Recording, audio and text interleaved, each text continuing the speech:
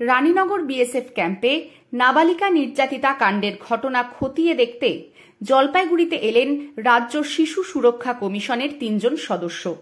রবিবার বিকেলে জলপাইগুড়ি সার্কিট হাউসে নির্যাতিতা নাবালিকার সঙ্গে কথা বলেন তারা। রাজ্যের বিভিন্ন বিএসএফ ক্যাম্পে বারবার এমন ঘটনা নিয়ে আশঙ্কা প্রকাশ করেন রাজ্য শিশু সুরক্ষা কমিশনের উপদেষ্টা অনন্যা চক্রবর্তী, সদস্য অর্পিতা ঘোষ ও রাজাময় মুখার্জি। বিষয়টি নিয়ে এদিন জলপাইগুড়ি জেলা পুলিশ ও প্রশাসনের সঙ্গেও কথা বলেন তারা।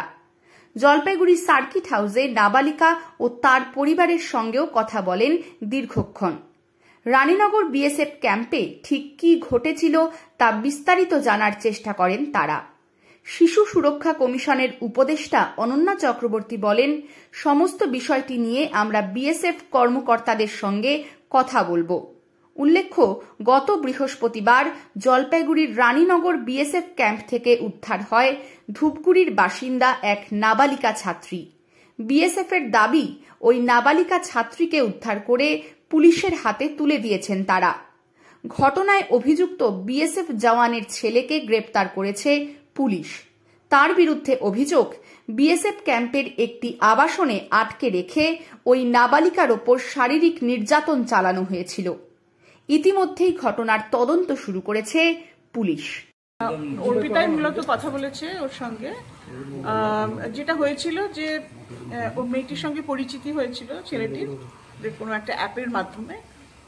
তারপরে মেয়েটির সঙ্গে ওর বন্ধুত্ব তৈরি হয় এবং ছেলেটি ওর অ্যাডভান্টেজ নেওয়ার চেষ্টা করে, ওকে রাত্রিবেলায় আটকিয়ে রাখে বাড়িতে এবং তারপরে ওকে ভয় দেখায়, ওকে ছুরি দিয়ে ভয় দেখায়, ওকে জোর করে নেশা করায় যাতে ও মানে মাথা ঠিক করে কাজ না করে এবং তারপরে ওর নানা রকম ভিডিও তোলে ইত্যাদি। কিন্তু মেয়েটি অত্যন্ত সাহসী মেয়ে। এত কিছুর পরেও কিন্তু ও মাথা ঠান্ডা করে ওখান থেকে বেরিয়ে আসতে পেরেছে। সময় মতন ও বাড়ির লোককে ওর লোকেশন পাঠিয়ে দিয়েছে, ওর বান্ধবীকে ফোন করে মেসেজ করে বলে দিয়েছে আমি এখানে আছি, আমাকে বাঁচা, আমাকে ওরা কিন্তু সবাই মিলে ধর্ষণ করার চেষ্টা করছে ইত্যাদি, এরকম প্ল্যান করছে এবং সেই জন্যেও বেরিয়ে আসতে পারে।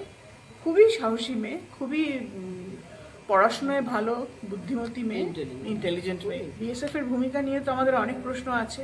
2021 সালের নির্বাচনের আগে বিএসএফ চন্দননগরের ওখানে একটা ক্যাম্প করেছিল এবং সেখানে একটা স্কুলে ওরা ছিল।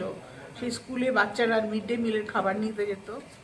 সেখানে একটি বাচ্চা মেয়েকে ওরা একজন কোনো অফিসার সে খুব বাজেভাবে মোলেস্ট করে এবং সেটা নিয়ে যখন সে অভিযোগ জানায়, আমরা গেছিলাম সেখানে এবং আমরা এত বেশি তীব্রভাবে প্রতিবাদ করি এটা যে দিল্লি থেকে বিএসএফ এর একজন কমান্ডার আসেন, এসে এটার ইনভেস্টিগেশন করেন। ভদ্রলোকটি যিনি ভদ্রলোক বলবো না, যিনি এটা করেছিলেন তাকে অ্যারেস্ট করা হয়, মানে বিএসএফ থেকে করে।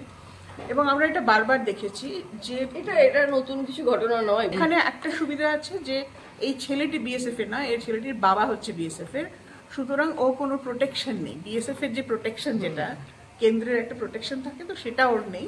ও পক্সো অ্যাক্টেই ওর হবে। ওর ছেলেটির বয়স আমরা এখনো সার্টেন নয়, আইদার 18 অথবা 18 থেকে সামান্য কম, কিন্তু তাতে কিছু এসে যায় না। এখন নতুন আইন অনুযায়ী পক্সোতে 16 থেকে 18-র মধ্যে হলে যদি দেখা যায় যে তার মানে সাইকোলজিক্যাল অ্যাসেসমেন্ট করে যে সে অ্যাকচুয়ালি অ্যাডাল্ট, মনে মনে অ্যাডাল্ট, তাহলে তাকে অ্যাডাল্টের মতোই তার ট্রায়াল। আমরা তো পাশে আছি, জেলার প্রশাসন পাশে রয়েছে, মেয়েটির মেডিকেল হয়ে গেছে এবং যা যা দরকার সবই করা হবে। জলপাইগুড়ির ডিসিপিও সুদীপ, আপনারা জানেন সুদীপ ভদ্র, সে অত্যন্ত প্রোঅ্যাক্টিভ একজন ডিসিপিও, সে খুবই ভালো কাজ করছে এবং যা সাহায্য দরকার ডিসিপিও করবে এবং আমরা তো আছি। পদক্ষেপ হচ্ছে আমরা একটা রিপোর্ট চেয়ে পাঠানো হয়ে গেছে অলরেডি। রিপোর্ট চেয়ে কার কাছে? জেলা প্রশাসক এবং এসপির কাছে, জলপাইগুড়ির এসপির কাছে। এবং এছাড়া আমরা এসে এটির সঙ্গে কথা বললাম, দীর্ঘক্ষণ ধরে কথা বললাম। অর্পিতা কথা বললো, রাজাময় আমাদের আরেকজন মেম্বার আছে, তিনি কথা বললেন। কথা বলা হয়ে গেছে এবং আমরা আমাদের রিপোর্ট জমা দেব। আপনারা দেখছেন নর্থ বেঙ্গল সমাচার, উত্তরের বার্তা, সত্যের পথে।